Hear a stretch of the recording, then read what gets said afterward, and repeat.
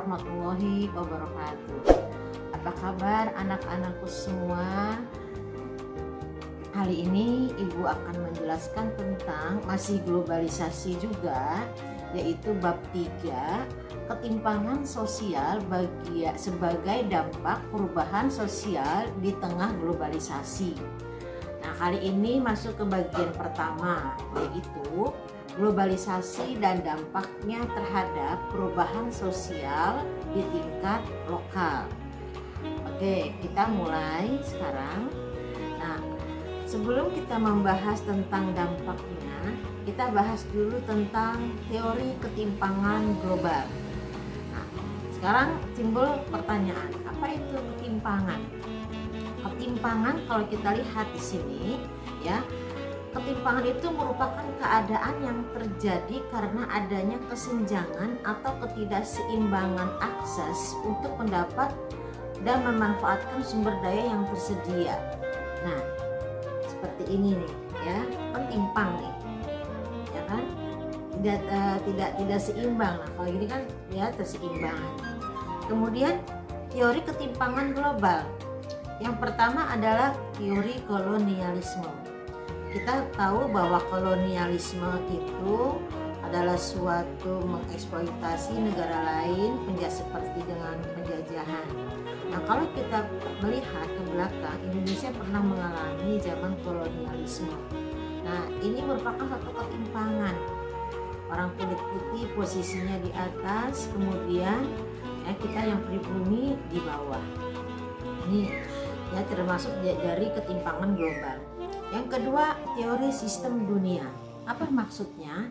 Bahwa negara di dunia ini dibagi menjadi 3 bagian. Yang pertama ada negara yang pertama maju, ya, negara maju. Nah, kemudian negara mengikuti, yang negara kedua mengikuti negara yang maju. Yang ketiga adalah negara berkembang, yaitu negara-negara bekas jajahan. Nah, ini pernah kita bahas di sebelumnya, yaitu di bab perubahan sosial. Karena negara-negara dunia ini dibagi menjadi beberapa bagian, maka ini timbul ketimpangan. Yang ketiga adalah teori ketergantungan. Maksudnya apa? Bahwa negara-negara yang berkembang atau negara-negara yang miskin ini masih ketergantungan kepada negara-negara yang maju. Misalnya dengan cara peminjaman, kemudian butuh bantuan, modal. Nah, ini menimbulkan ketimpangan di dalam antar negara, berarti yang global. Teori struktural itu maksudnya apa? Bahwa yang namanya ketimpangan global ini disebabkan karena adanya kebijakan-kebijakan dari internasional. Nah, kalau kita masih menganggap misalnya dari yang negara adidaya Amerika misalnya, nah ini kebijakan-kebijakannya seperti itu akhirnya menimbulkan ketimpangan bagi negara-negara miskin lainnya. Kemudian yang berikutnya adalah teori fungsionalis. Nah, apa maksud dari teori fungsionalis? Yaitu bahwa menanamkan fungsi penting dari satu posisi di masyarakat. Yang keenam adalah teori konflik. Apa maksud dari teori konflik ini? Ketimpangan terjadi ketika terjadi konflik di internasional. Kita lihat masih ada konflik di internasional ini, maka akan terjadi ketimpangan. Nah, selanjutnya, apa itu hakikat ketimpangan sosial? Ketimpangan sosial merupakan keadaan yang terjadi karena adanya kesenjangan atau ketidakseimbangan akses untuk mendapat dan memanfaatkan sumber daya yang tersedia. Kita lihat sini dari gambarnya, kalau kita lihat ada orang yang bisa dengan bebasnya terpenuhi segala macam kebutuhannya, sementara ada juga orang yang tidak bisa untuk memenuhi kebutuhannya. Bahkan kebutuhan dasar pun dia tidak terpenuhi, sandang, pangan, papan.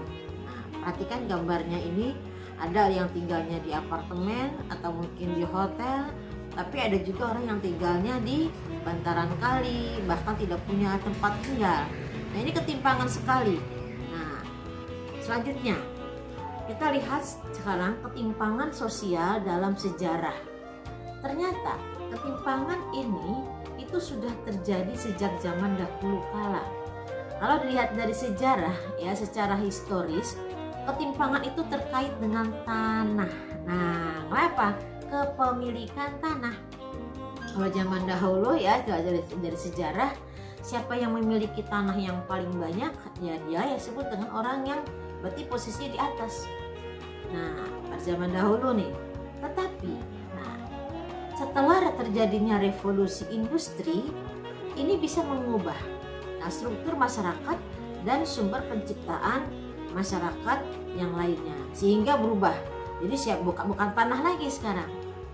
Nah, setelah ada revolusi industri, yaitu apa? Siapa yang memiliki industri yang besar, yang kuat, maka dia yang menduduki paling atas. Berarti ketimpangan terjadi. Dari gambar sini kita bisa melihat bahwa pada zaman ya, Romawi, ya ini yang raja-raja itu ya, kita lihat nih fasilitasnya luar biasa. Nah, kemudian yang ada dayang-dayangnya ya, sini pengawal-pengawalnya. Nah, ini ketimpangan sosial yang ada dalam sejarah. Selanjutnya, cara sosiologi mempelajari ketimpangan. Nah, sekarang bagaimana ya kita sebagai seorang sosiologi ini, yang kalian belajar sosiologi, mempelajari ketimpangan sosial ini, melihat ketimpangan sosial yang terjadi di masyarakat. Kesenjangan sosial dapat dilihat oleh sosiologi sebagai masalah sosial, mencakup 3 dimensi. Apa saja? Yang pertama, kondisi struktural objektif. Nah, apa maksudnya? Terdiri atas hal-hal yang dapat diukur secara objektif dan berkontribusi terhadap ketimpangan sosial. Seperti pekerjaan, dapat dipelajari sosiolog untuk menganalisa ketimpangan sosial. Kita lihat orang yang bekerja di sebuah pabrik, ada owner, ya, ada direkturnya, manajer, kemudian sampai ada buruh. Nah, ini ibu gambarkan buruh nih, lihat sini. Ini terjadi ketimpangan. Yang buruh bekerjanya seperti apa, kemudian yang manajer bagaimana pekerjaannya. Nah, kemudian perlakuannya juga. Nah, ini kalau lihat dari kondisi struktural ya, kita bicarakan struktural nih ya. Nah, bukan mereka yang dari manajer, direktur, mereka dulu sekolah, iya. Kita lihat struktural nih, secara strukturalnya terlebih dahulu, secara objektif. Nah, hidup adalah pilihan memang. Nah, kalau kita lihat sekarang orang yang kerja di pabrik, yang bagian misalnya konveksi, yang bagian pasang kancing atau menjahit, itu aja kerjaannya terus itu, jadi monoton seperti itu. Nah, diatur mereka memang kerjanya. Yang kedua, ya, cara sosiologi mempelajari ketimpangan, yaitu dukungan ideologis. Maksudnya apa? Mencakup hal-hal yang mendukung ketimpangan sosial yang terdapat di masyarakat. Nah, sosiolog dapat mempelajari undang-undang, kebijakan publik, dan nilai-nilai yang dominan dapat menyebabkan ketimpangan sosial. Misalnya, tentang peraturan daerah, perundang-undangan, ya, dan peraturan-peraturan yang lainnya. Apakah peraturan daerah atau kepala yang lainnya ini memihak kelompok tertentu atau tidak? Nah, ini dilihat oleh sosiolog. Nah, berikutnya adalah cara sosiologi mempelajari ketimpangan sosial. Yang ketiga, reformasi sosial. Nah, mencakup perlawanan terorganisasi, kelompok-kelompok perlawanan dan gerakan-gerakan sosial. Sosiolog mempelajari cara reformasi sosial ini membentuk atau mengubah ketimpangan. Kita masih ingat peristiwa tahun 1998. Ini terjadi reformasi, DPR diduduki. Nah, sosiolog mempelajarinya ini. Nah, kondisi seperti ini itu bisa membentuk atau mengubah ketimpangan yang terjadi. Apa misalnya? Sebelum ada reformasi mungkin terjadi ketimpangan yang pengusaha misalnya, ya, yang dia bisa menguasai permodalan pasar yang ada di masyarakat. Tapi setelah reformasi mungkin ada kebijakan-kebijakan yang baru gitu. Nah, sekarang kita lihat bentuk-bentuk ketimpangan. Yang pertama, ketimpangan desa dan kota. Wah, sudah kelihatan. Lihat sini jembatan yang ada di desa. jembatannya sudah tidak berfungsi lagi, bahkan ya anak-anak mau sekolah pun mau berjalan meniti, ya istilahnya meniti tali ya seperti itu. Jembatan sudah rusak. Sedangkan di kota kita lihat ya pembangunannya luar biasa, flyover, jalan tol ya itu sudah bagus.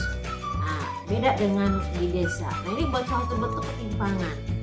Nah, bisa jadi terjadi ini karena ya pembangunan yang belum merata. Yang kedua adalah ketimpangan pembangunan diri manusia Indonesia. Maksudnya apa? Ketimpangan pembangunan diri manusia Indonesia. Ini berkaitan dengan sumber daya manusia (SDM). Nah, berarti berkaitan dengan pendidikan. Kalau ada pembangunan diri manusia itu berarti berkaitan dengan SDM, sumber daya manusianya itu. Kita lihat saja. Yang pertama ya itu pendidikan di kota. Wah, ini anak-anak sedang belajar komputer di ruang lab komputer, fasilitasnya juga sudah luar biasa yang sudah kalian alami yang ada di kota ya. Nah, sedangkan yang ada di pelosok, yang ada di kampung-kampung, di desa, lihat kondisi kelasnya menyedihkan. Kelasnya bolong, antara kelas satu dengan kelas yang lain bisa saling kelihatan, bangkunya juga.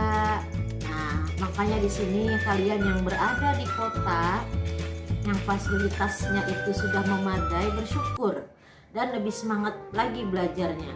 Seharusnya secara prestasi lebih bagus daripada anak-anak yang berada di pelosok tadi yang fasilitasnya itu kurang memadai. Nah, ini ya ketimpangan pembangunan diri karena berkaitan dengan pendidikan. Oke. Semoga ini bisa berubah ya, ketimpangan seperti ini. Yang ketiga, ketimpangan antar golongan sosial ekonomi. Wah, ini kelihatan sekali bedanya. Yang satu rumahnya itu ya bak istana, sampingnya, tetangganya, depannya itu ya di bantar kali sungai. Nah, rumahnya itu gubuk. Nah, ini secara ekonomi kalau ini sudah kelihatan dari gambar ini. Ini ketimpangan antar golongan sosial, yang kaya kelihatan kaya sekali, yang miskin kelihatan miskin sekali. Nah, kalian yang diberikan ekonomi lebih kembali lagi ya syukur nikmat, kembali bersyukur. Yang diberikan golongan ekonominya itu belum memadai, masih golongan di bawah, ya syukur juga dan terus berusaha. Yang di atas berusaha untuk memberikan rasa empatinya kepada yang di bawah. Nah, faktor penyebab ketimpangan sosial. Apa penyebab ketimpangan sosial itu terjadi di masyarakat? Yang pertama adalah faktor struktural. Nah, hal ini berkaitan erat dengan tata kelola yang merupakan kebijakan pemerintah dalam menangani masyarakat, baik yang bersifat legal, formal, maupun kebijakan-kebijakan dalam pelaksanaannya. Dapat diibaratkan, faktor struktural ini merupakan jaringan listrik yang berfungsi sebagai penyalur energi yang memberi aset kepada masyarakat. Kita tahu bahwa jaringan listrik ini memberikan energi kepada pada kegiatan yang lainnya. Contoh deh, UKM, usaha kecil menengah.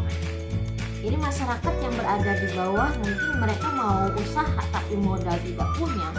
Nah, diberikan suntikan dana oleh pemerintah setempat ke daerah atau pusat. Ini ibaratnya seperti sebuah energi yang mereka itu bisa untuk bertenaga. Mereka mungkin kalau kita lihat mereka mungkin bukannya tidak mau usaha, tapi karena modalnya tidak ada. Nah, dari faktor struktural ini bisa diatasi. Nah, sekarang faktor kultural. Kita tahu kenapa sebabnya nih. Ya, faktor kultural ini berkaitan dengan dapat diibaratkan sebagai tenaga penggerak kehidupan masyarakat. Hal ini berkaitan dengan apa? Sifat dan karakter masyarakat dalam melaksanakan kehidupannya. Seperti malaskah dia, atau rajinkah, ulet, mudah menyerahkah, atau jujur, menghalalkan berbagai cara, suka berkompetisi, dan seterusnya. Kita lihat kondisi masyarakatnya. Apakah dia rajin atau malas? Nah, hidup itu bagaimana kita mengendalikan pola pikir. Nah, ini ada gambar ya. Rajin atau malas kita yang menentukan. Nah, ini faktor kultural. Ini ya faktor yang menyebabkan terjadinya ketimpangan. Yang pertama tadi faktor struktural. Mungkin tadi tidak ada pemerataan dan sebagainya. Yang kedua faktor kultural. Nah, jumpa lagi di presentasi berikutnya. Salam semangat ya, selalu semangat untuk belajar. Assalamualaikum warahmatullahi wabarakatuh.